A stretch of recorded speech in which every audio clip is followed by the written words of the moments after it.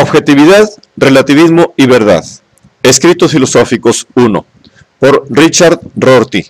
5. Primera parte. Capítulo 3. ¿Es la ciencia natural un género natural? 1. Introducción. Una de las razones principales para la creación de una subárea dentro de la filosofía, denominada filosofía de la ciencia, fue la convicción de que ciencia, o por lo menos la ciencia natural, designaba un género natural, un ámbito de la cultura que podía definirse por uno o dos rasgos, un método especial o una relación especial con la realidad.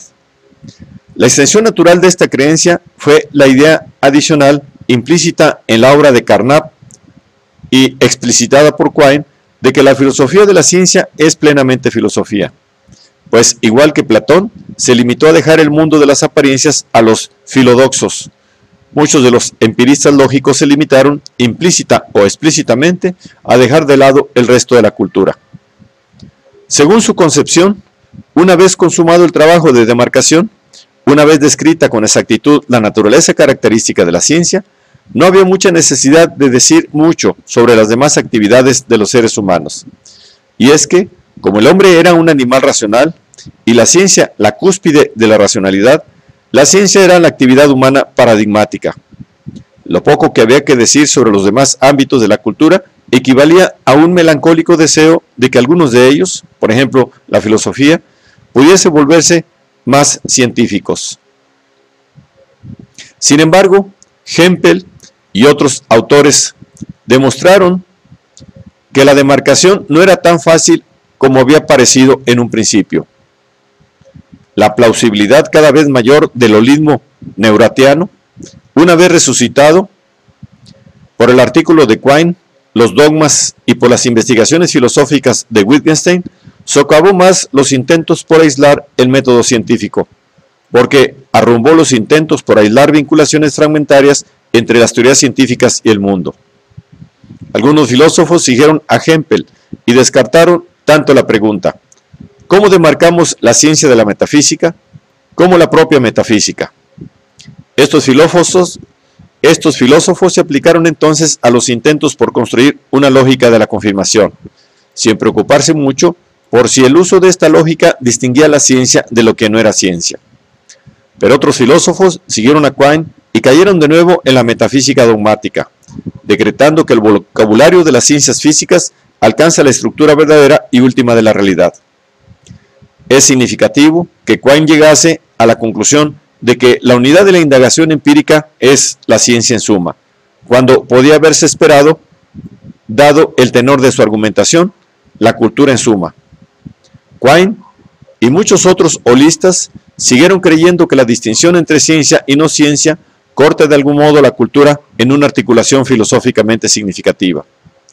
El valor efectivo de esta tesis equivale a una negativa a contentarse con un criterio meramente baconiano para separar ciencia de no ciencia. De acuerdo con la interpretación conocida, aunque Whig de Bacon, común a Macaulay y Dewey, los baconianos solo llamarán ciencia a un logro cultural si puede atribuir retrospectivamente a esta realización un adelanto tecnológico, un aumento de nuestra capacidad de predecir y controlar. Esta es la razón por la que los baconianos se sienten perplejos ante la expresión ciencia aristotélica. Esta concepción pragmática de que la ciencia es todo aquello que nos proporciona este tipo particular de poder se aceptará de buen grado si uno ha llegado a tener dudas sobre la indagación filosófica tradicional acerca del método científico y la relación entre ciencia y realidad, pues nos permite evitar acertijos como ¿qué es método? ¿Qué método es común a la paleontología y a la física de partículas? ¿O qué relación con la realidad comparten la topología y la entomología? Explicando a la vez por qué utilizamos el término ciencia para englobar a las cuatro disciplinas. Las preguntas como ¿es una ciencia la sociología? ¿O pueden ser las ciencias sociales tan científicas como las ciencias naturales? Son, a la luz de esta concepción, cuestiones empíricas, en realidad sociológicas, sobre los usos a los que se ha aplicado o puede aplicarse la labor de los científicos sociales. Esta concepción baconiana de definir el término ciencia no es, por supuesto, menos difusa que las nociones de predicción y control. A pesar de este carácter difuso, probablemente es una de las más utilizadas por tutores, burócratas, filántropos y el público profano. Desde los años 40, el periodo en que Hempel y Quine empezaron a poner en cuestión los supuestos básicos de los empiristas, se han registrado dos nuevas etapas en el debate de la cuestión de si la ciencia natural es un género natural. La primera etapa se centró en la noción de método y giró en torno a la obra de Kuhn y Feyerabend.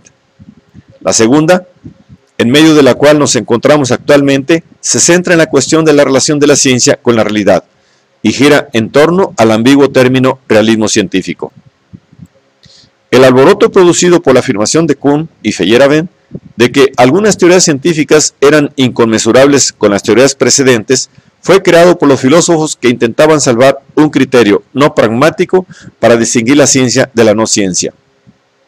La mayoría de los lectores de Kuhn estaban dispuestos a admitir que había ámbitos de la cultura, por ejemplo el arte y la política, en los que se intercambiaban entre sí vocabularios, discursos, epistemes Foucaultianas, y a conceder que en estos ámbitos no había un metavocabulario dominante al que pudiese traducirse todo vocabulario semejante.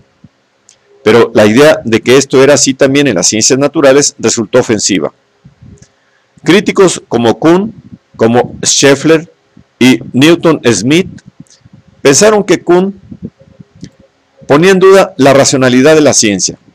Concordaron así con la descripción de Kuhn hecha por Lakatos, según el cual aquel había reducido la ciencia a psicología de masas. Pero, aunque estos criterios pueden haber dudado en afirmar explícitamente que la política y el arte eran cuestiones de psicología de masas, esto era precisamente lo que implicaba su posición. Los defensores de la idea de que existe una diferencia metodológica entre las revoluciones artística, política y científica adoptan normalmente una noción criterial fuerte de racionalidad, en la que racionalidad es cuestión de seguir principios explícitos. Con ello, se encuentran, lo quieran o no, cuestionando la racionalidad del resto de la cultura. En cambio, los defensores de Kuhn normalmente establecen la divisoria entre racional y no racional, en términos sociológicos, en términos de la distinción entre persuasión y fuerza, en vez de metodológicos, en términos de posesión o no de criterios explícitos. La fuerza del argumento de los críticos de Kuhn era que la inconmensurabilidad parecía implicar imposibilidad de discutir. La fuerza del argumento de sus defensores era que, a partir de la crítica de Hempel al verificacionismo y en la distinción hecho-lenguaje formulada por Quine, nadie podía afrontar el desafío de Kuhn explicando cómo era posible la conmesuración. Así, las guerras kuhnianas se eternizan, pues ambas partes entablan un diálogo de sordos. Estas guerras parecen estar llegando a su fin, y es que ambas partes están empezando a coincidir en que intraducibilidad no supone imposibilidad de aprender, y que todo lo necesario para hacer posible la discusión es la posibilidad de aprender. La mayoría de los críticos de Kuhn han admitido que no existe un metavocabulario ahistórico en cuyos términos formular algoritmos para la elección de teorías, algoritmos que puedan ser realmente útiles para el científico en activo, en vez de ser constructos post factum. La mayoría de sus defensores han admitido que las teorías antiguas y nuevas versan todas ellas sobre el mismo mundo. Así pues, es poco lo que queda para debatir.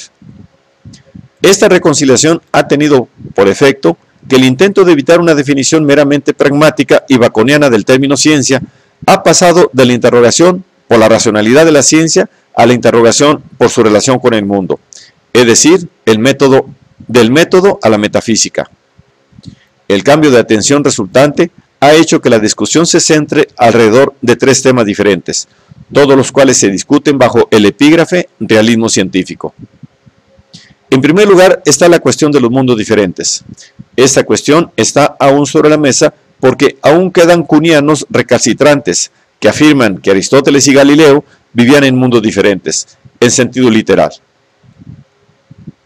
Estos contumaces kuhnianos ponen en manos de contumaces seguidores de Putnam la concepción trasnochada de que solo una teoría causal de la referencia puede salvarnos del relativismo. Ambos tipos de contumaces, que se resisten a extinguirse, establecen lo que Arthur Fine ha denominado un bonito pas de deux metafísico. En segundo lugar, está la cuestión de instrumentalismo, de si realmente existen los electrones en el sentido de realmente, en que es incontrovertible que existen las mesas.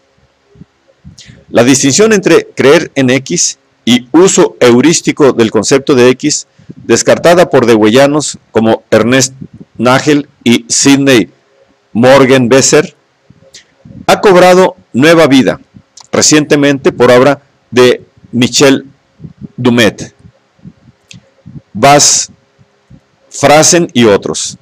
En tercer lugar está la tesis, presentada de manera atrevida y clara por Bernard Williams, de que la ciencia se distingue de la no ciencia por el hecho de aunque la no ciencia, por ejemplo el arte y la política, puede alcanzar, pase Platón, el estatuto de conocimiento y pueda converger en un acuerdo duradero.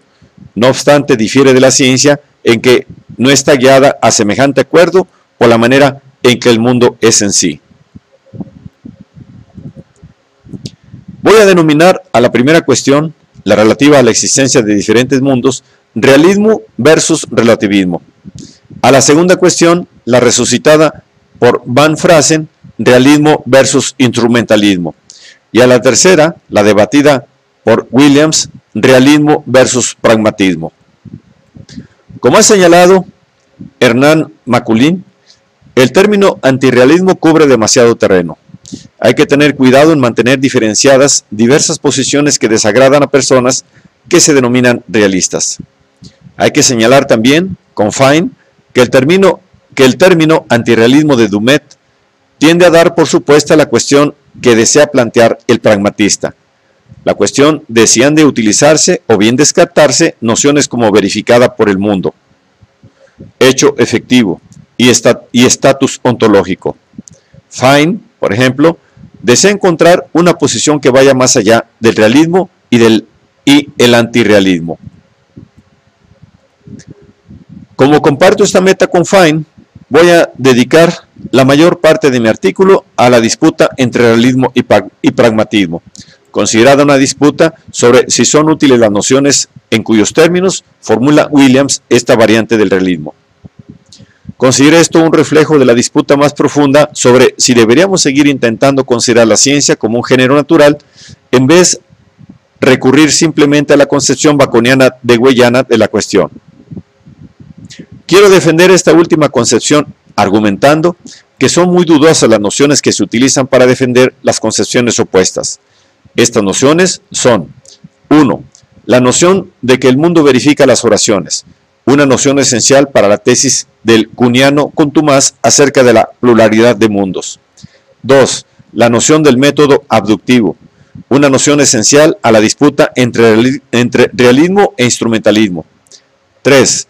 La noción de Williams de que el mundo guía la obra de los científicos y hace que converjan sus opiniones. Voy a examinar las dos primeras nociones en forma relativamente breve y dogmática para centrarme en la tercera. 2. Realismo versus relativismo. Para ver la función de la primera de estas nociones, la de que el mundo verifica las creencias, piénsese en la siguiente inferencia. 1. No hay forma de traducir las partes relevantes del vocabulario de Aristóteles en las partes relevantes del de Galileo, aunque cada uno de ellos podría aprender el vocabulario del otro. 2. Así pues, no hay forma de argumentar en contra de las ideas de Aristóteles sobre la base de creencias formuladas en el vocabulario, pero no a la inversa. 3.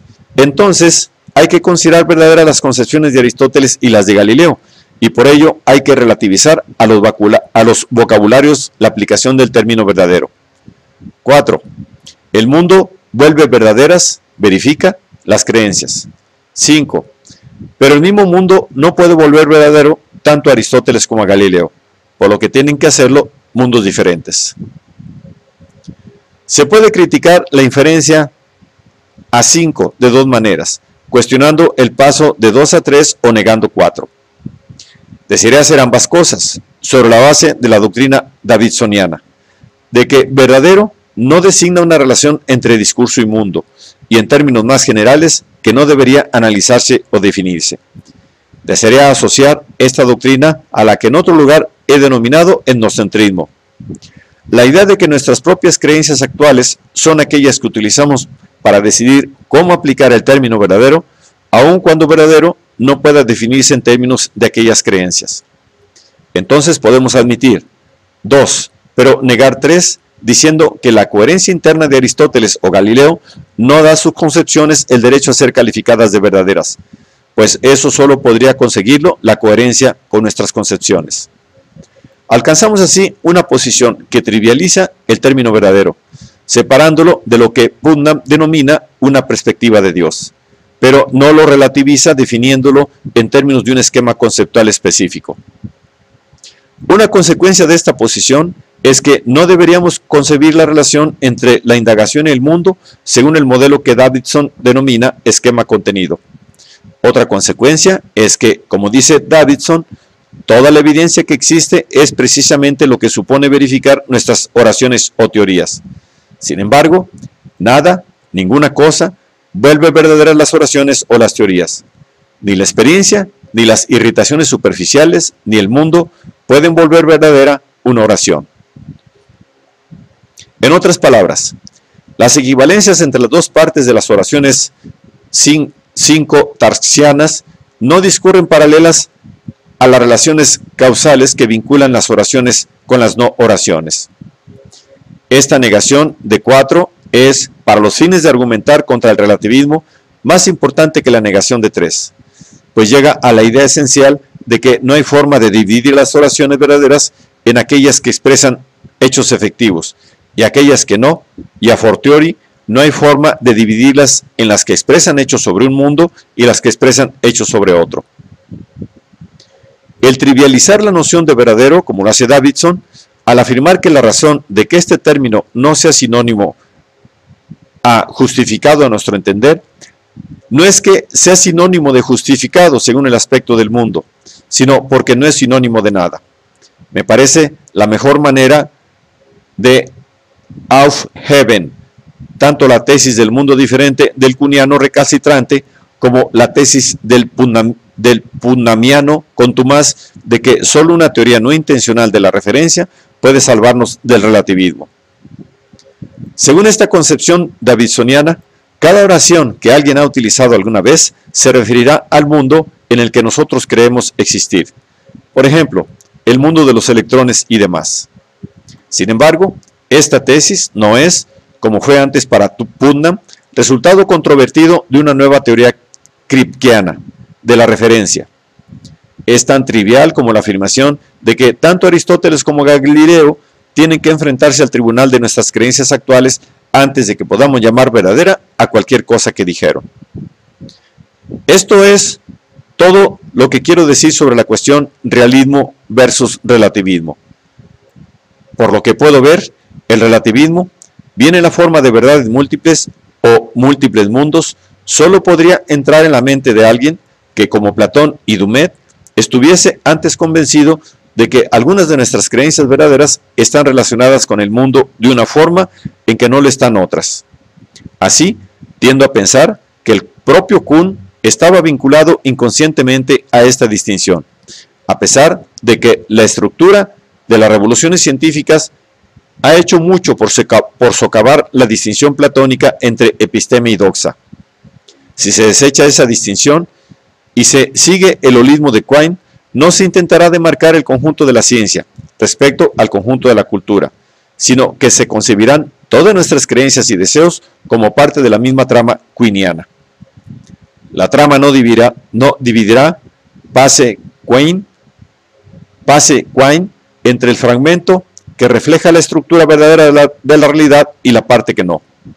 Y es que el desarrollo de la posición de Quine lleva a Davidson a la negativa a concebir que la mente o los lenguajes están en relación con el resto del mundo como la relación entre esquema y contenido.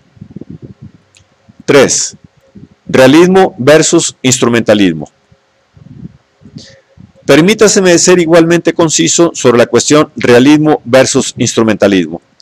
No deseo abordar la cuestión de si se puede formular una distinción interesante entre lo observable y lo no observable. Más bien deseo considerar algunas cuestiones sobre la relación entre pragmatismo e instrumentalismo que ha planteado McMullin.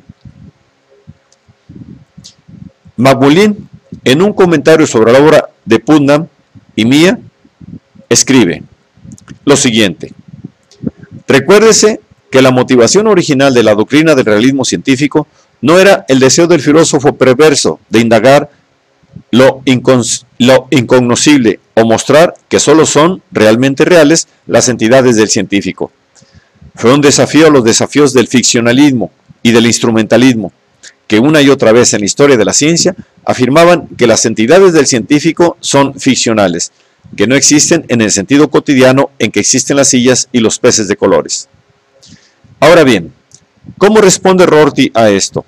¿Ofrece algún argumento? Si es así, sería un argumento en favor del realismo científico.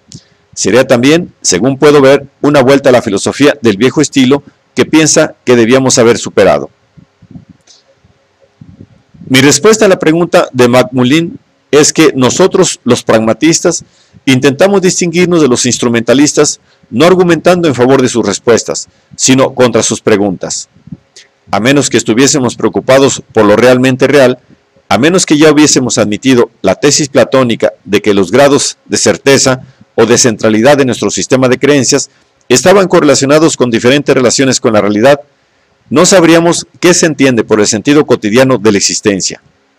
Después de todo, supone una considerable dosis de aculturación dar sentido a preguntar como ¿existen los números o la justicia o Dios en el sentido en que existen los peces de colores? Antes de que consigamos que nuestros estudiantes se acerquen a estas preguntas con el debido respeto, tenemos que enseñar un uso del término existencia específicamente filosófico, un sentido bastante intercambiable con estatus ontológico. No creo que este uso pueda enseñarse a no ser que el profesor sugiera al menos una odiosa jerarquía. La línea divisoria, la distinción cualidad primaria versus secundaria, la distinción entre notaciones canónicas y no canónicas o algo semejante. Nosotros, los pragmatistas, pensamos que una vez dejemos de tomarnos en serio estas jerarquías, consideraremos el instrumentalismo como solo una extraña forma de platonismo tardío.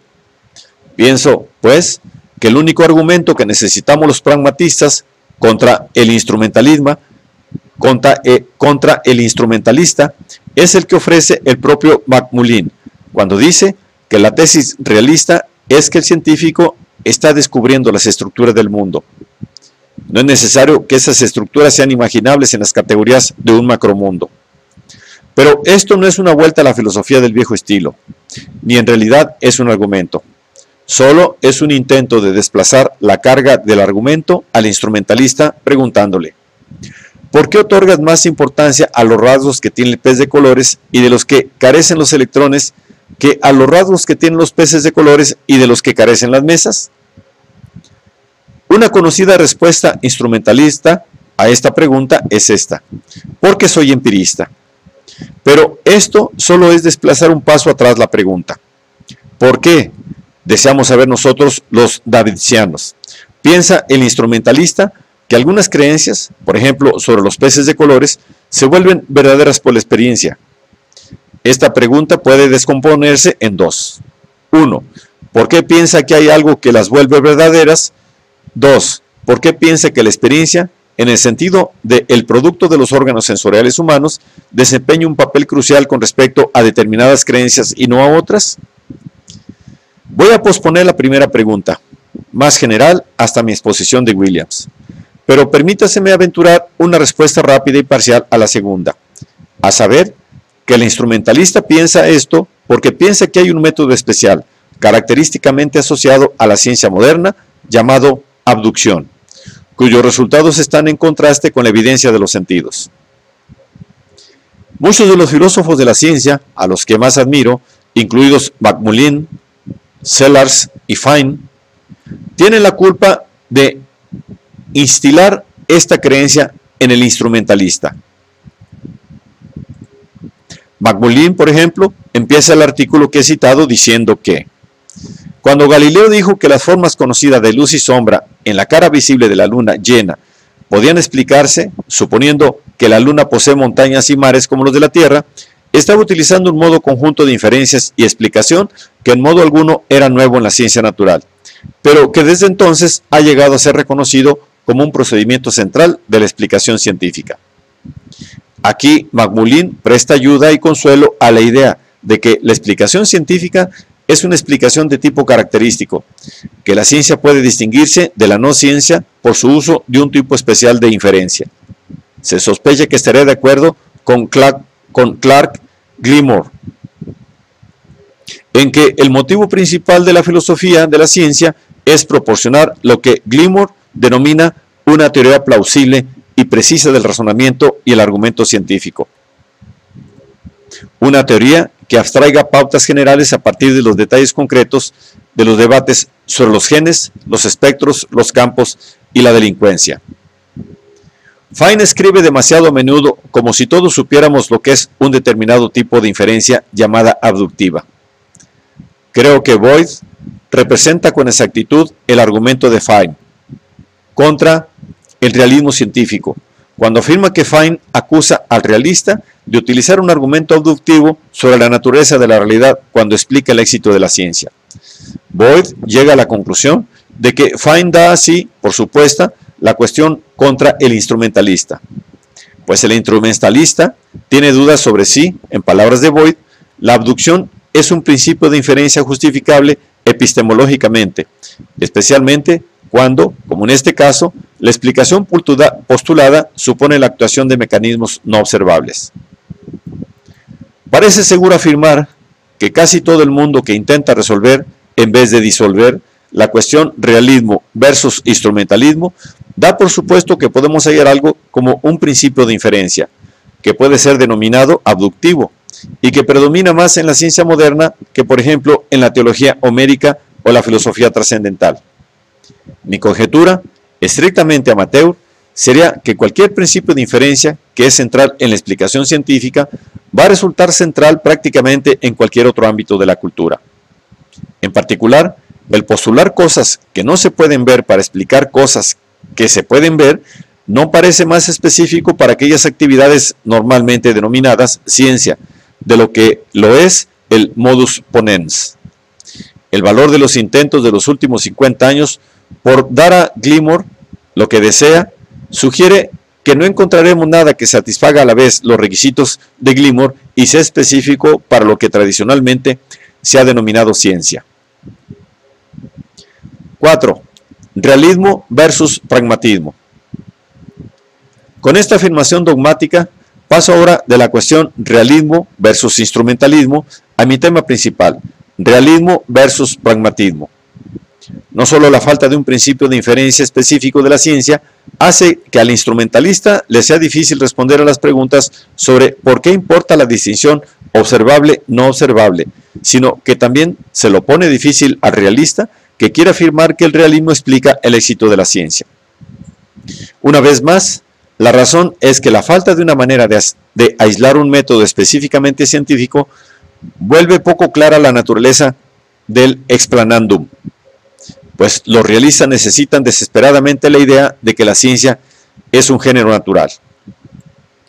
¿No les parece suficiente explicar, por ejemplo, el éxito de la tecnología basada en la creencia en las partículas elementales por medio de la existencia de las partículas elementales? Porque reconocen que este tipo de explicación es trivial. Todo lo que hacen es decir que describimos nuestras acciones exitosas como lo hacen porque tenemos las teorías que tenemos. Esta explicación del éxito actual es tan vacía como la explicación que nuestros antepasados hicieron de los éxitos del pasado.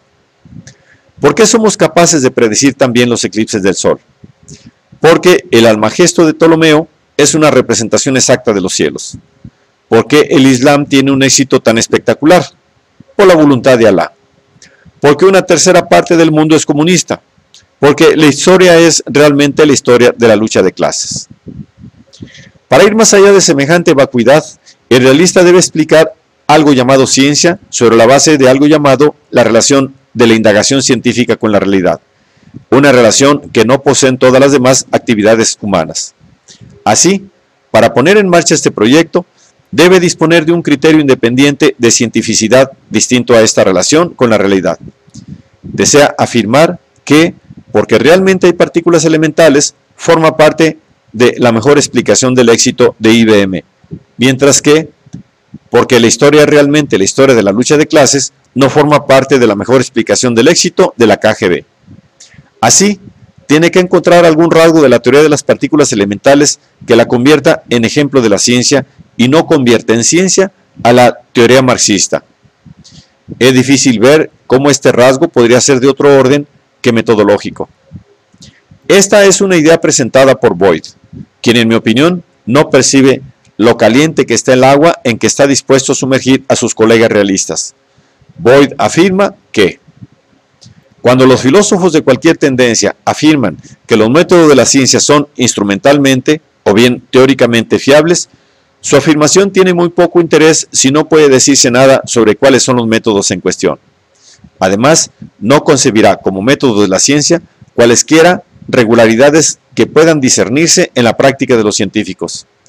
Para formular correctamente la tesis de la fiabilidad, hay que identificar aquellos rasgos de la práctica científica que contribuyen a esta fiabilidad instrumental. Esta idea complementa a otra presentada por Michel Levin, quien señala que cualquier realista que desee explicar el éxito de una teoría científica, por referencia a su verdad, debería responder a la pregunta: ¿qué tipo de mecanismo es verdad? Si los realistas van a presentar alguna explicación que no sea del tipo de la vis dormitiva, van a tener que describir dos fragmentos de mecanismo y mostrar cómo se vinculan. Van a tener que aislar algunos métodos inductores de la fiabilidad que no son comunes al resto de la cultura y luego aislar algunos rasgos del mundo que engranan con estos métodos. Necesitan, por así decirlo, dos conjuntos de engranajes describibles de manera independiente, presentados con un detalle suficientemente fino como para que podamos ver cómo encajan. Para ilustrar lo lejos que está la discusión actual del tema realismo versus pragmatismo, de cualquier intento por ofrecer estas descripciones detalladas, veamos la defensa que hace Bernard Williams de la afirmación de que en la investigación científica, a diferencia de la ética, debería haber, en condiciones ideales, una convergencia en una respuesta, donde la mejor explicación de la convergencia supone la idea de que la respuesta representa cómo son las cosas. Williams ofrece una respuesta a la objeción davidsoniana de que nociones como cómo son las cosas o el mundo y a fortiori la verdad definida como correspondencia con el mundo no pueden explicar nada, porque cada una de ellas es una noción vacía de algo completamente no especificado e inespecificable. Su respuesta consiste en afirmar que podemos formarnos la idea de una concepción absoluta de la realidad, como una concepción a la que podrían llegar cualesquiera investigadores, incluso si fuesen diferentes a nosotros. Nuestras teorías científicas actuales, afirma, nos dicen que verde, sin duda, y probablemente hierba, son conceptos que no estarían a disposición de cualquier observador del mundo y no figurarían en la concepción absoluta. Y prosigue así: el meollo de la concepción absoluta, a diferencia de aquellas vacuas o desvanecientes ideas del mundo antes presentadas, radica en la idea de que podría explicar no vacuamente cómo es ella posible y cómo lo son las diversas concepciones respectivas del mundo. Explicar cómo es posible un conjunto de creencias es una elevada tarea trascendental, que contrasta con explicar simplemente por qué estas creencias, en vez de otras, son reales. Este último tipo de explicación lo proporciona la historia intelectual, incluida la historia de la ciencia. Ese tipo de explicación no es suficientemente buena para Williams. Y es que piensa que está a nivel de perspectiva, el nivel de las creencias y deseos que se suceden e interactúan entre sí en el curso del tiempo. En opinión de Williams, esta explicación de la convergencia de creencias no puede ser la mejor explicación. La mejor explicación sería, presumiblemente, una que nos dé el tipo de cosas que desea Levin, una explicación mecanicista y no una expresada en términos intencionales. Si era una explicación, en palabras de Williams, que muestra cómo la convergencia ha estado guiada por la forma en que las cosas son realmente. Una que presenta los detalles de esta guía de una manera en que, por ejemplo, una explicación teológica del éxito del Islam no podría detallar la actuación de la voluntad de Alá. Williams no concreta estos detalles y sin embargo confía en la tesis de que esta concreción es en principio posible y de que una vez realizada constituiría la mejor explicación del éxito de la ciencia. Su enfoque de la distinción ciencia-ética y su desapego a las explicaciones por referencia a creencias y deseos son paralelos a la línea adoptada por Gilbert Harman y Thomas Nagel. Veamos el siguiente pasaje de Harman situado aprobatoriamente por Nagel.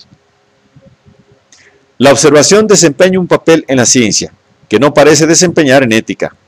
La diferencia es que necesitas partir de supuestos sobre ciertos hechos físicos para explicar las observaciones que apoyan una teoría científica. Pero al parecer no necesitas partir de supuestos sobre los hechos morales para explicar la presencia de las llamadas observaciones morales. En el caso de la moral, al parecer solo serían necesarios los supuestos sobre la psicología o la sensibilidad moral de la persona que realiza la observación moral. Me parece que podemos explicar las observaciones realizadas, es decir, las creencias obtenidas sin inferencia, tanto del moralista como del científico, por referencia simplemente a sus respectivas psicologías y sensibilidades. En ambos casos, podemos explicar la tendencia a reaccionar con determinadas oraciones a determinados estímulos descritos en psicología neutro, por referencia a su formación. Los científicos han sido programados para responder a determinadas pautas de la retina con "ahí hay un neutrino", igual que los moralistas han sido programados para responder a los demás con "eso es moralmente despreciable". Sería natural suponer que la explicación de cómo un organismo humano dado fue programado para realizar informes no inferenciales en un determinado vocabulario, contendría 9 partes de historia intelectual y una parte de psicofisiología. Esto valdría tanto para los científicos como para los moralistas. Pero, para Williams, Harman y Nagel, esta explicación no sería la mejor. La mejor explicación sería aquella que sustituyese, de algún modo, las partes de historia intelectual y no utilizase sino términos no en perspectiva. Presumiblemente, una ventaja que estos filósofos ven en esta sustitución, un criterio de lo mejor que emplean tácitamente, es que esta explicación nos dirá cómo no puede hacer la historia intelectual, cómo el mundo hace que aprendamos los vocabularios que utilizamos. Además, proporcionará lo que Mary Hess ha sugerido, en mi opinión, correctamente, que no vamos a obtener una sensación de convergencia que cubra tanto la convergencia de los conceptos como de las creencias. La historia de la ciencia solo nos cuenta que un día Newton tuvo una brillante idea, a saber, la gravedad, pero permanece en silencio sobre la manera en que la gravedad hizo que Newton formulase el concepto de esta, o en términos más generales, sobre cómo nos guía el mundo para converger en términos absolutos en vez de meramente de perspectiva. Presumiblemente, la mejor explicación colmará este vacío. Hará en relación a la gravedad, el átomo, el quantum, etc., lo que supuestamente hace la psicofisiología respecto a Verde, explicar cómo el universo, de acuerdo con una descripción no en perspectiva, se describe tanto según esa descripción como según las explicaciones en perspectiva. Pero no está claro que la ciencia pueda hacer esto respecto a Verde, y mucho menos respecto a gravedad. Recuérdese que de lo que se trata es de la primera adquisición de un concepto por un ser humano y no de su transmisión de los viejos a los jóvenes. ¿Tenemos la más remota idea de lo que sucedió cuando alguien utilizó por vez primera una palabra más o menos coextensa con verde? ¿Conocemos siquiera qué buscamos cuando pedimos una explicación de la adición de un concepto a un repertorio de conceptos o de una metáfora al lenguaje? Una vez renunciamos al mito de lo dado, la idea lockeana de que, como lo expresa Gitch, cuando inventamos verde, estamos simplemente traduciendo del lenguaje mental al español, no parece haber nada a lo que recurrir. Lo más cerca que puedo llegar a imaginar cómo sería una explicación semejante sería describir qué sucede en el cerebro del genio que de repente utiliza vocablos nuevos o vocablos antiguos de forma nueva, haciendo así posible lo que Mary Hess llama una redescripción metafórica del ámbito del explanandum. Supongamos que la psicofisiología del futuro nos dice que el cerebro de los innovadores lingüísticos es alcanzado por neutrinos en el momento adecuado y de la forma correcta. Cuando el cerebro de determinados organismos usuarios del lenguaje es alcanzado por neutrinos en determinadas condiciones, estos organismos emiten frases que contienen o bien neologismos como verde o metáforas como gracia o gravedad. Entonces, los colegas lingüísticos del organismo pueden escoger alguno de esos neologismos y empezar a repetirlos indefinidamente. De ellos, los que corresponden al mundo, como es en sí, o a nuestras necesidades humanas particulares, las no en perspectiva y las en perspectiva respectivamente, serán los que sobrevivirán. Serán literalizados y ocuparán un lugar en el lenguaje. Dado una explicación así, todo lo que necesitamos es una forma de averiguar cuáles de estos conceptos son en perspectiva y cuáles son absolutos. Y lo hacemos recordando cuáles necesitamos para describir la adquisición de conceptos. Sin duda, neutrino está en la lista y verde no, justo como sospechaba Williams. Pero esta pequeña fantasía nos lleva alrededor de un círculo bastante minúsculo.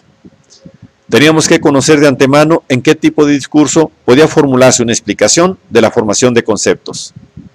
Dadas nuestras teorías científicas actuales, el mejor en que podríamos pensar sería el discurso de la neurofisiología.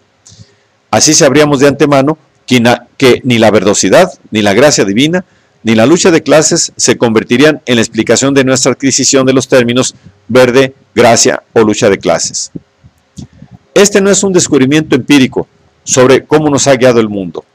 Es solo el fisicalismo utilizado como idea reguladora, una consecuencia de nuestras actuales conjeturas sobre cómo podremos explicar un día algo que actualmente no tenemos idea de cómo explicar. Pero, ¿por qué hemos de decir que una terminología que quizás podría permitirnos hacer algo que en la actualidad no tenemos idea cómo hacer, es la mejor candidata para una concepción absoluta de la realidad? Esta última pregunta suscita otra más fundamental. ¿Qué tienen de especial la predicción y el control? ¿Por qué tenemos que pensar que las explicaciones ofrecidas para estos fines son las mejores explicaciones? ¿Por qué hemos de pensar que los instrumentos que hacen posible el logro de estos fines humanos particulares son menos meramente humanos que los que hacen posible el logro de la belleza o la justicia? ¿Cuál es la relación entre facilitar la predicción y el control y ser no en perspectiva o independiente de la mente? Para nosotros, los pragmatistas, el rasgo de la serpiente humana está, como dijo William James, por todas partes. Williams considera obvio que el pragmatista se equivoca, que hay una diferencia entre deliberación práctica y búsqueda de la verdad. Precisamente la distinción que James intentó derrumbar cuando dijo que lo verdadero es lo bueno en el orden de la creencia. Pero incluso si consideramos esta dudosa distinción por razones argumentales, aún querremos conocer qué vinculación especial hay entre la búsqueda de una verdad no en perspectiva y la búsqueda de creencias que nos permitan predecir y controlar. Por lo que puedo ver, Williams también considera obvio que existe una conexión semejante. El impasse argumental entre el realismo de Williams y el pragmatismo es evidente en el penúltimo párrafo del artículo de Williams titulado La verdad del relativismo.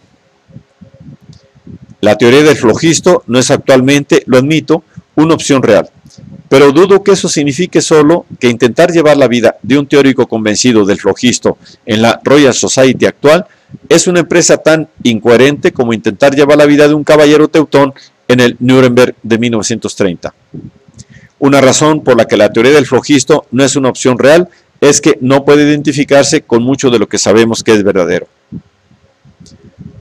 Pero desde el punto de vista del pragmatista, eso es lo que significa precisamente la afirmación de que la teoría del flogisto no es en la actualidad una opción real. Ambas empresas están en pie de igualdad. En la actualidad, Las creencias esenciales para llevar la vida de un caballero teutón no pueden identificarse con lo que sabemos verdadero. Para ver la analogía, todo lo que necesitamos es el mismo tipo de autoconfianza en nuestro conocimiento moral que tiene la Royal Society en su conocimiento químico. Para evitar el dogmatismo moral, todo lo que se necesita es el mismo talante abierto que es de esperar, permitiría a la Royal Society reinventar el flojisto si resultase ser lo que exigía la siguiente revolución científica. En Ethics and the Limits of Philosophy, Williams cambia ligeramente su posición.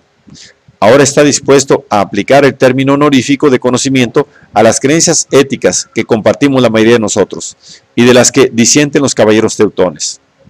Pero aún desea mantener una divisoria tajante entre ciencia y ética, afirmando que, en los términos que utilizó en su artículo anterior, no se plantean genuinamente las cuestiones de valoración en los casos extremos de desacuerdo ético, es decir, el choque de culturas. En su terminología posterior, esto se presenta como la afirmación de que el principio de referencia divergente se aplica a la primera, pero no a la última. Es decir, desea relativizar la ética, pero no la ciencia, a la pertenencia a una cultura. El pragmatista desea desrelativizar ambas, afirmando que en ambas aspiramos a lo que Williams entiende como verdad absoluta, negando que esta noción puede explicarse en términos de la noción de la forma de ser real de las cosas. El pragmatista no desea explicar en modo alguno verdadero y no ve objeto de la distinción absoluto-relativo ni en preguntar si se plantean genuinamente cuestiones de valoración. Al contrario que Williams, el pragmatista no ve verdad en el relativismo. Por lo que puedo ver, todas las aparentes maneras de salir de este impasse llevan simplemente a otros impases. Se podría, por ejemplo, volver a la cuestión del carácter de perspectiva de Verde y recorrer los argumentos habituales relativos a la tesis de Berkeley de que masa es igualmente un concepto en perspectiva. Pero esto sería simplemente terminar con un impasse en la cuestión de si todas las palabras de un lenguaje humano están igualmente teñidas de relatividad a los intereses humanos. Podría intentarse deshacer este impasse preguntando sobre la corrección de la imagen de Wittgenstein, de la relación del lenguaje con el mundo, una imagen que no deja lugar a la distinción subjetivo-objetivo de Thomas Nagel, ni a la distinción de Williams entre valoración genuina, valoración no genuina. Nagel afirma correctamente que la concepción de Wittgenstein de cómo es posible el pensamiento implica claramente que cualquier pensamiento que podemos tener de una realidad independiente de la mente debe permanecer dentro de los límites fijados por nuestra forma de vida humana. Y llega así a la conclusión, siguiendo a Kripke, de que el realismo no puede reconciliarse con la imagen de Wittgenstein del lenguaje. La imagen de Wittgenstein de la relación del lenguaje con el mundo es muy parecida a la de Davidson.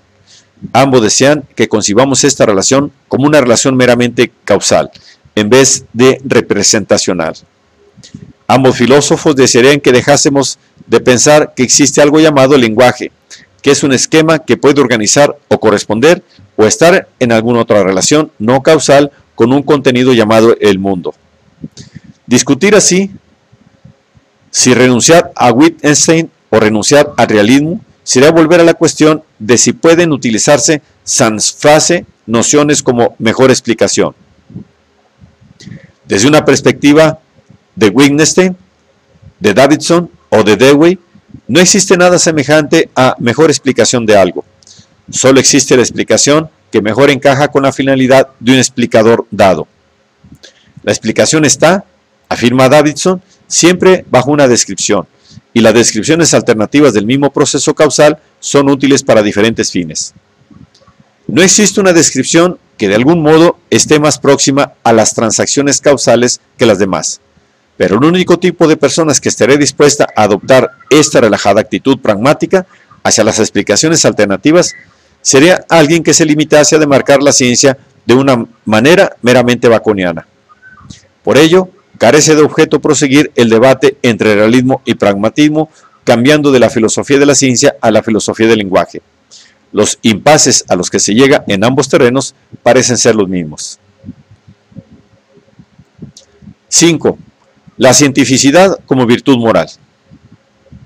Hay otra forma de salir del impasse, pero que parece mucho más atractiva a los pragmatistas que a los realistas. Consiste en pedir al historiador de las ideas una explicación de por qué la distinción entre ciencia y no ciencia ha alcanzado algún nivel de importancia que tuvo. ¿Por qué existe un problema de demarcación en un primer momento? ¿Cómo empezamos a girar alrededor de estos círculos?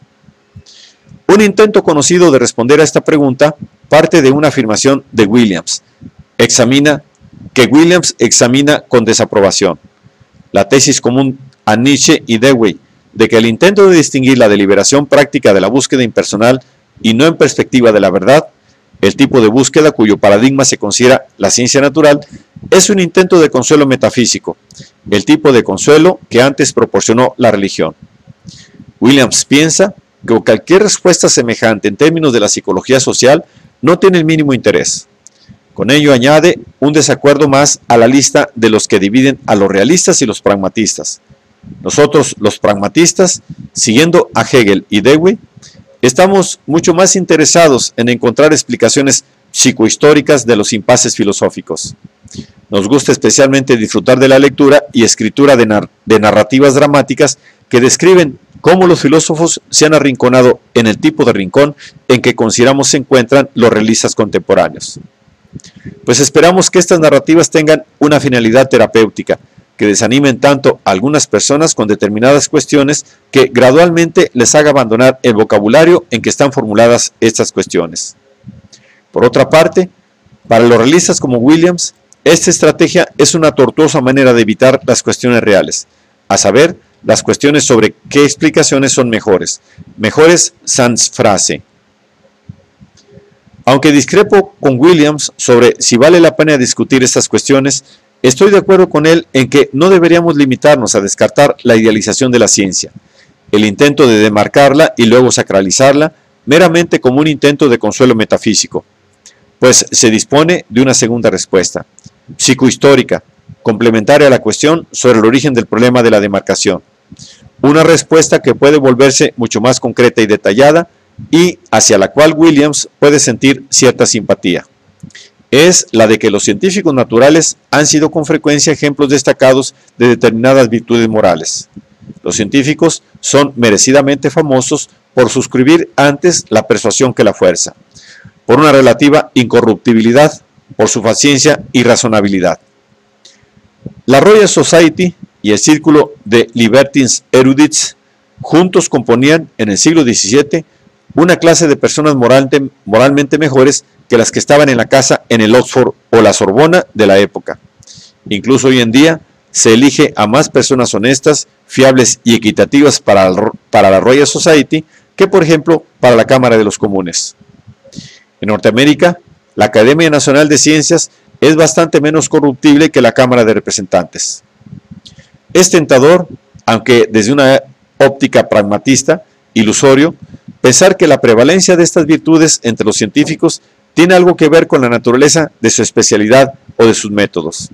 En particular, la retórica del cientificismo del siglo XIX, de un periodo en el que cobraba conciencia de sí mismo y creaba un vocabulario de autocongratulación, un nuevo clero, ilustrado por T.H. Huxley, igual que su precursor, estaba ilustrado por su oponente episcopal, confundió estas virtudes morales con una virtud intelectual llamada racionalidad.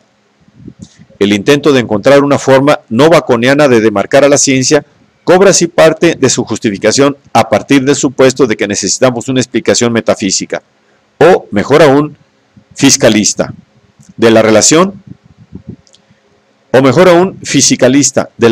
entre las facultades humanas y el resto del mundo, una explicación en la que razón designa el vínculo crucial entre la humanidad y el mundo no humano, nuestro acceso a una concepción absoluta de la realidad, el medio por el que el mundo nos guía a una correcta descripción de sí mismo.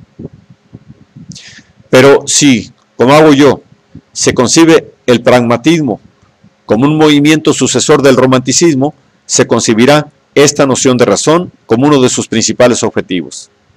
Así pues, los pragmatistas tendemos a decir que no existe una explicación profunda de por qué las mismas personas que son buenas para proporcionarnos una tecnología también sirven de buen ejemplo de determinadas virtudes morales. Eso es solo un accidente histórico, como lo es también el hecho de que en la Rusia y Polonia contemporáneas, los poetas, dramaturgos y novelistas son los mejores ejemplos de otras determinadas virtudes morales. De acuerdo con una concepción pragmatista, la racionalidad no es el ejercicio de una facultad llamada razón, una facultad que está en una determinada relación con la realidad. Tampoco es el uso de un método, es simplemente cuestión de estar abierto y ser curioso, y de confiar en la persuasión en vez de en la fuerza.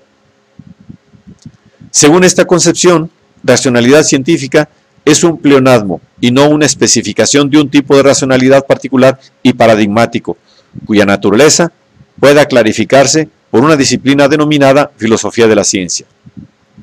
No la denominaremos ciencia si se utiliza la fuerza para cambiar las creencias, ni a menos que podamos discernir alguna vinculación con nuestra capacidad de predicción y control. Pero ninguno de estos dos criterios para el uso del término ciencia sugiere que la demarcación entre la ciencia y el resto de la cultura plantee problemas específicamente filosóficos.